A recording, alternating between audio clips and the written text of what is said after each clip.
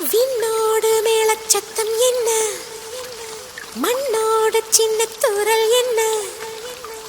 எங்கேதான் சென்றாயோ இப்போது வந்தாயோ, சொல்லாமல் வந்தது போல் இல்லாமல் போவாயோ, தப்பாமல் மீண்டும் சந்திப்பாயோ,